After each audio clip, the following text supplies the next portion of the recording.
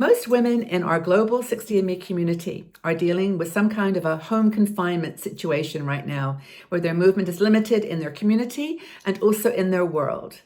And I want to talk to you today about a book. It's a book about home confinement, isolation, and one that I hope inspires you to feel motivated and sure that you're going to be surviving and thriving during this time. My name is Margaret Manning. I'm with 60andMe, and I want to thank you so much for being here today. Our show today is brought to you by See Me Beauty.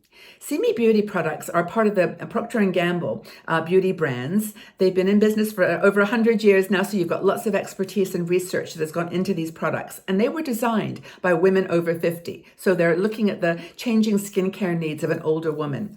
They know that women over 50 and 60 are tired of unrealistic promises. And they believe that we should feel that our faces are really just a roadmap and a picture of the lives that we have lived. And the love that we have experienced. And they want the skin to look healthy, vibrant, and radiant.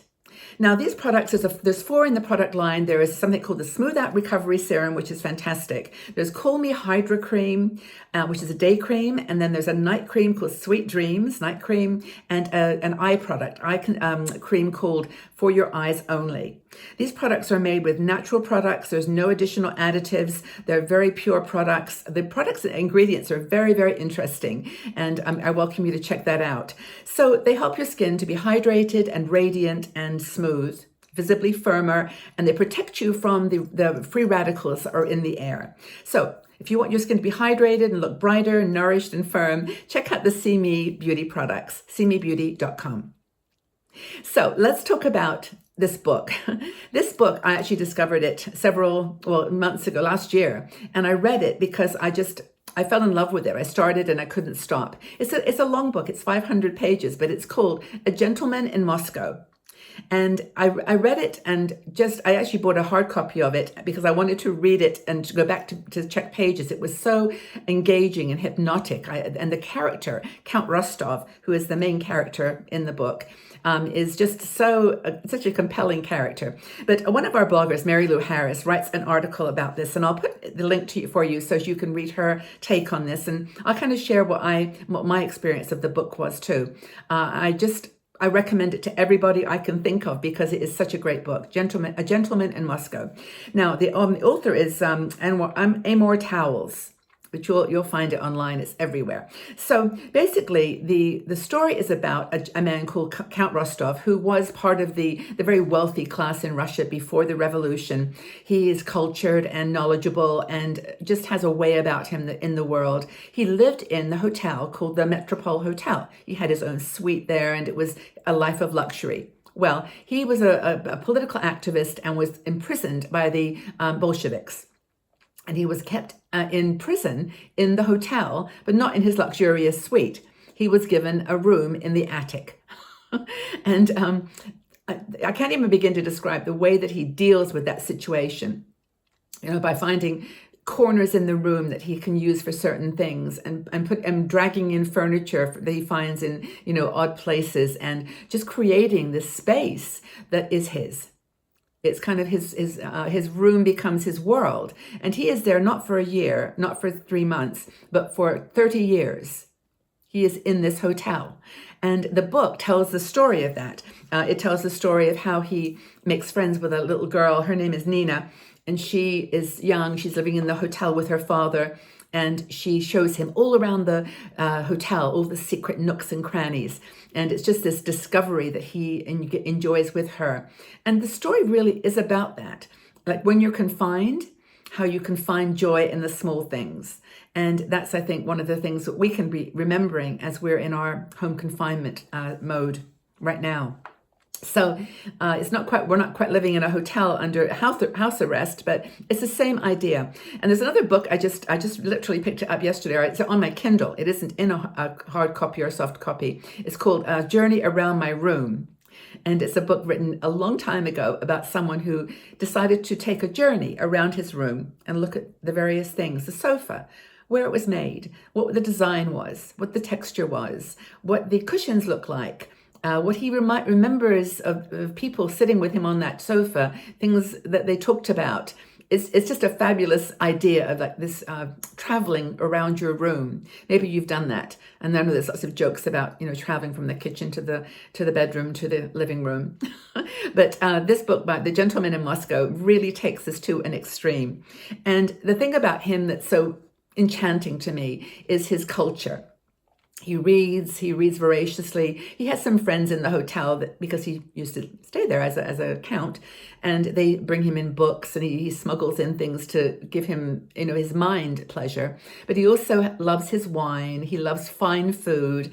And the description is so amazing of how he would rather just have, one sip of a beautiful wine, one bite of a gorgeous meal than have the whole plate full or the whole glass full. He just treasures those beautiful moments. And I know with me, recently it's been a little bit of chocolate. And I used to eat a lot of chocolate. Like, I love chocolate. But now I just have a small piece. And I just nibble it and taste it and feel it. And it's just so powerful to do that. So he of course doesn't always have his up days. He has days where he's struggling. And one day, in fact, he decides he's had enough. He's going to jump off the building. And he goes up to the roof. And he meets another person who changes his life. It's a man called Abram. He's the hotel handyman. He also keeps bees. He's a beekeeper. And so Count Rostov meets him, and he just shares with him the taste of this honey. He says, "Have a taste of my honey." And Count Rostov remembers then all his childhood and his beautiful life that he had as a young person. And he says that's enough of a reminder how precious my life is. And he goes back into his room. Well, of course, there's so many things that unfold in this story, and I won't give the ending away because it's just wonderful. But it's a book that I think everyone can get something from, especially during this time of home confinement. The most important messages, I guess, are, well, make friends. Look for the small things in people that you may not have even expected. The handyman, the little girl, look for their magic. Look for the things in them that bring out something in you, that strengthen something in you. So look for friends. Explore. Just explore what you can. If you can't get out of your house or your room, I would say most of us, a lot of people are in one-room apartments. I certainly lived that for the last 10 years. And I know what one room looks like. It's a desk and a bed, kitchen area. So, but the thing is, explore. And also find some purpose in your life. Now, in his case, it was educating Nina, helping her to adjust to her situation, and things unfold with her that are quite interesting. But, it's just finding a purpose, something that you're doing every day. There's virtual volunteering opportunities, call a friend, just check in on someone online that is maybe alone or needing some support, but just do something that gives you purpose. That's what Count Rostov did in The Gentleman in Moscow, and it really helped him. It got him through. So it's a great book.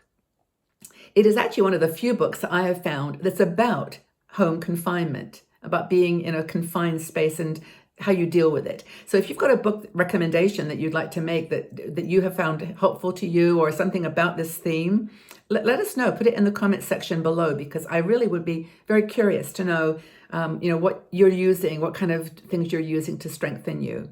So how has your stay-at-home experience been so far? How are you doing?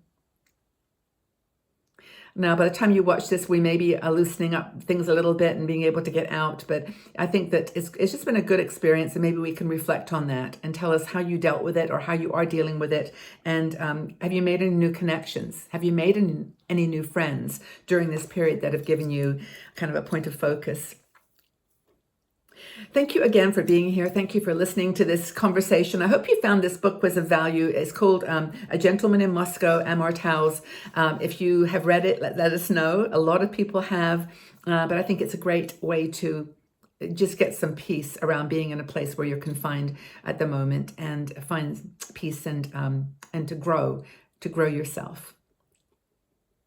So take good care, everybody. Stay strong, stay safe, and stay calm and positive. These are the things that I always say to myself. They're my mantra. But have a really great day wherever you are in this beautiful world, and take very good care.